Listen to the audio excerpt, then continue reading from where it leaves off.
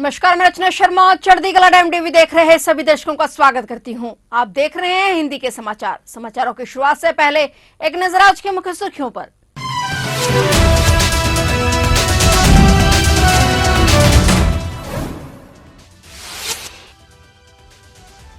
आ रहा समंदर का सिकंदर, चीन का निकलेगा दम। अमेरिका के साथ भारत की डील पक्की। भारत और अमेरिका के बीच हुआ बड़ा रक्षा सौदा।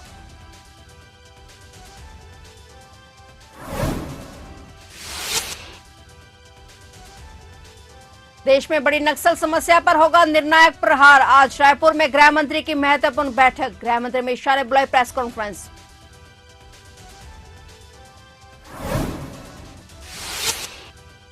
असम गैंगरेप के मुख्य आरोपी तफजुल इस्लाम की हुई मौत। आरोपी की तालाब में डूबने से हुई मौत। हिरासत से फरार होने की कोशिश में डूबा आरोपी।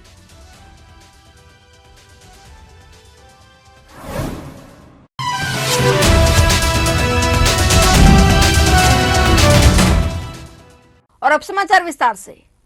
चीन अपनी गद्दारी से बाज नहीं आता है। वह अपनी विस्तारवादी चाल हर जगह चलता है। हिंद महासागर से लेकर विश्व तक में वह अपना दबदबा बनाना चाहता है और साथ ही भारत को लाल आंखें दिखाने की कोशिश करता है, लेकिन वह इसमें कामयाब नहीं हो पाता है क्योंकि वह नए दौर का भारत है और जो जवाब देना चाहता है। इस बीच अमेरिका और भारत के बीच एक ऐसी डील हुई है जिसमें चीन के सारे दम बेदम हो जाएंगे। दरअसल भारत और अमेरिका के बीच एक बड़ा रक्षा सौदा हुआ है। एंटी सबमरीन हथियार, जिसे एंटी सबमरीन वारफेयर सोनोबोस नाम से जाना जाता है, इसे अमेरिका भारत को बेचने को तैयार हो गया है और इस सौदे के तहत एंटी सबमरीन हथियार, उनके उपकरण और उससे जुड़ी अन्य सेवाएं भारत को बेची जाएंगी। इसकी कुल अनुमानित लागत $52.6 मिलियन है। यह रक्षा सौदा उस समय हुआ है जब रक्षा मंत्री राजनाथ सिंह अपने 4 दिन के दौरे पर अमेरिका में हैं।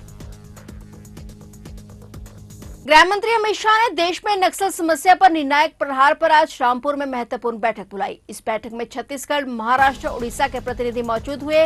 वही मीटिंग के बाद अब गृह मंत्री अमित शाह प्रेस कॉन्फ्रेंस करेंगे और बैठक में नक्सल समस्या को लेकर चर्चा की गई कि कैसे इसे जड़ से समाप्त किया जाए। इस दौरान मीटिंग में मौजूद सभी अधिकारियों ने इस पर अपने विचार रखे।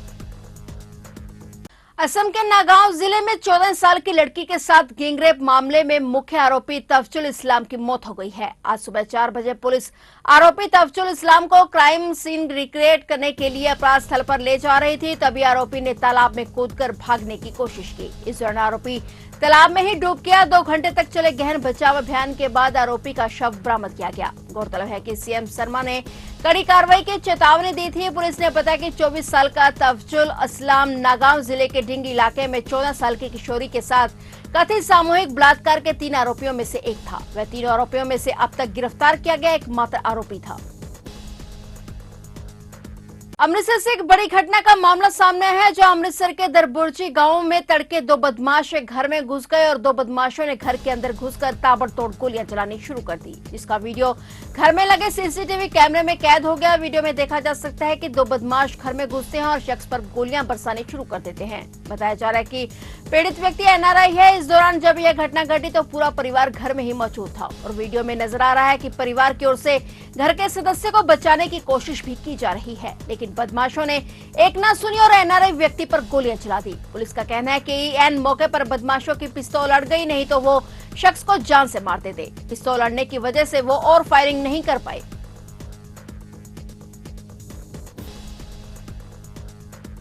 महाराष्ट्र में राष्ट्रवादी कांग्रेस पार्टी, शरदचंद्र पवार कांग्रेस और शिवसेना यूबीटी ने बदलापुर में स्कूल की बच्चियों के साथ हुए यौन उत्पीड़न के मामले में सरकार के खिलाफ मोर्चा खोल दिया है। इसे लेकर महाविकास अघाड़ी ने आज महाराष्ट्र बंद बुलाया था। हालांकि बॉम्बे हाईकोर्ट ने इस पर रोक लगा दी थी और इसके बाद एमवीए दलों ने पुणे में धरना दिया। शरद पवार पार्टी के नेताओं और कार्यकर्ताओं के साथ काली पट्टी बांधकर धरने पर बैठ गए। उनके साथ सुप्रिया सुले भी मौजूद हैं। इस दौरान शरद पवार ने कहा कि महाराष्ट्र में ऐसा कोई दिन नहीं है जब महिलाओं के खिलाफ अत्याचार की खबर न आती हो। सरकार को इस घटना को गंभीरता से लेना चाहिए। सरकार कह रही है कि विपक्ष राजनीति कर रहा है। इसे राजनीति कहना दिखाता है कि सरकार कितनी असंवेदनशील है। जब तक आरोपियों को गिरफ्तार नहीं किया जाता, हम विरोध करना बंद नहीं करेंगे। वहीं इस मामले में शिवसेना नेता संजय राउत ने भी कहा कि महिलाओं पर हो रहे अत्याचार के विरोध में आज महाविकास अघाड़ी ने बंद बुलाया था। कोर्ट ने ऐसा न करने को कहा है और हम कोर्ट के फैसले का सम्मान करते हैं, लेकिन हम विरोध प्रदर्शन जारी रखेंगे। इसी को लेकर आज कांग्रेस, एनसीपी और शिवसेना ने विरोध प्रदर्शन किया।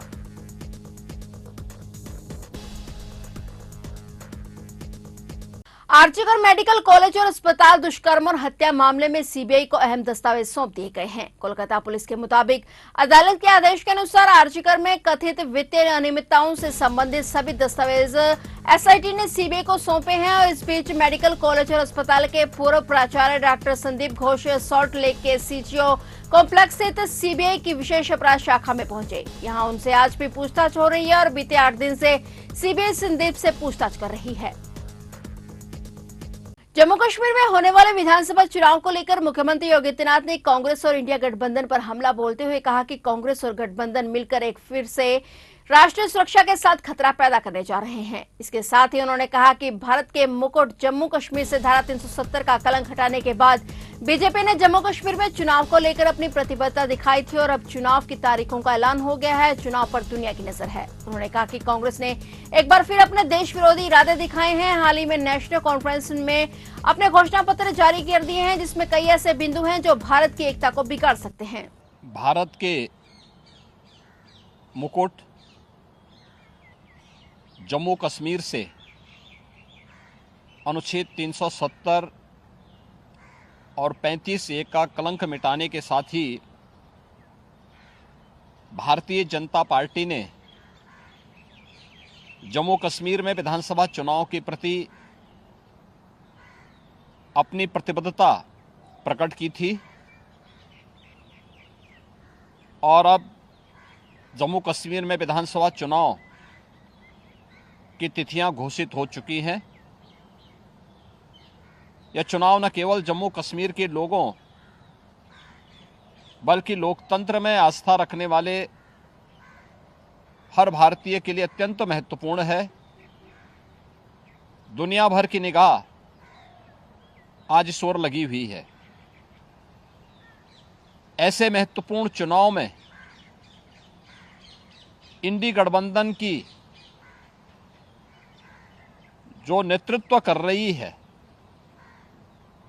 कांग्रेस ने Abdullah and sons family private limited की नेशनल कॉन्फ्रेंस के साथ गठबंधन करके फिर से अपने राष्ट्र विरोधी मंसूबों को देश के सामने रख दिया है।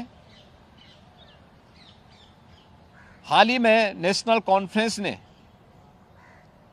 अपना मैनिफेस्टो जारी किया है। इसमें अनेक ऐसे बिंदु हैं जो भारत की एकता, भारत की अखंडता और राष्ट्रीय सुरक्षा के प्रति पूरे देश को आशंकित करती है। कांग्रेस और नेशनल कॉन्फ्रेंस का यह गठबंधन राष्ट्रीय सुरक्षा को लेकर के अनेक बड़े सवाल खड़ा करता है और भारतीय संविधान के प्रति सच्ची श्रद्धा और निष्ठा रखने वाले हर व्यक्ति को चिंतित भी करती है। उत्तर प्रदेश की दिशा और दशा को बदलने वाले मुख्यमंत्री योगी आदित्यनाथ एक बार फिर देश के सबसे लोकप्रिय मुख्यमंत्री बनकर उभरे हैं। एक सर्वे में योगी को नंबर 1 सीएम के तौर पर जनता ने चुना है। देश भर में 1,36,000 से अधिक जनता के बीच हुए सर्वे में 33% से अधिक लोगों ने योगी को बेस्ट सीएम माना है। योगी इस सर्वे में लगातार तीसरी बार देश के बेस्ट चीफ मिनिस्टर चुने गए हैं। वहीं दिल्ली के सीएम अरविंद केजरीवाल, पश्चिम बंगाल की सीएम ममता बनर्जी, तमिलनाडु के सीएम एम.के. स्टालिन और आंध्र प्रदेश के मुख्यमंत्री चंद्रबाबू नायडू यूपी के मुख्यमंत्री योगी आदित्यनाथ से बहुत पीछे हैं। गौरतलब है कि मुख्यमंत्री योगी आदित्यनाथ ने बीते 7.5 साल में कानून व्यवस्था से लेकर रोड कनेक्टिविटी, बिजली, स्वास्थ्य और शिक्षा व्यवस्था को सुदृढ़ बनाने में मिशन मोड में काम किया है। इसके साथ ही यूपी को उद्योग प्रदेश बनाने में जुटे योगी ने यूपी ग्लोबल इन्वेस्टर समिट के जरिए 40 लाख करोड़ रुपए से अधिक के निवेश प्रस्ताव प्राप्त करके नया कीर्तिमान रचा है। इसके अलावा 2 करोड़ युवाओं को रोजगार और 6.5 लाख से अधिक युवाओं को सरकारी नौकरी देकर भी योगी आदित्यनाथ ने अपनी लोकप्रियता में इजाफा किया है। भारतीय क्रिकेट के दिग्गज खिलाड़ी शिखर धवन ने क्रिकेट से संन्यास लेने का ऐलान किया है। उन्होंने सोशल मीडिया के माध्यम से अपने फैंस और क्रिकेट प्रेमियों को इस बारे में जानकारी दी। शिखर धवन जिन्हें क्रिकेट जगत में गब्बर के नाम से जाना जाता है, लंबे समय से टीम इंडिया से बाहर चल रहे थे। उनका आखिरी इंटरनेशनल मैच दिसंबर 2022 में बांग्लादेश के खिलाफ खेला गया था। तब से लेकर अब तक वो टीम इंडिया से बाहर चल रहे थे। शिखर धवन ने संन्यास लेने का संकेत पहले ही दिया था। धवन के इस फैसले से उनके फैंस को गहरा दुख हुआ है, क्योंकि उन्हें उम्मीद थी कि धवन जल्द ही टीम में वापसी करेंगे। धवन के इस संन्यास के साथ ही भारतीय क्रिकेट एक और दिग्गज को खो रहा है। उनके फैंस और क्रिकेट प्रेमी इस बड़े फैसले से निराश हैं, लेकिन धवन के शानदार करियर को लेकर सभी में सम्मान और प्रशंसा की भावना है। फिलहाल हिंदी के समाचारों में इतना ही, और नए समाचारों के साथ फिर से हाजिर होंगे। तब तक के लिए देखते रहिए चढ़ती कला टाइम टीवी, और अब मुझे दीजिए इजाजत। धन्यवाद।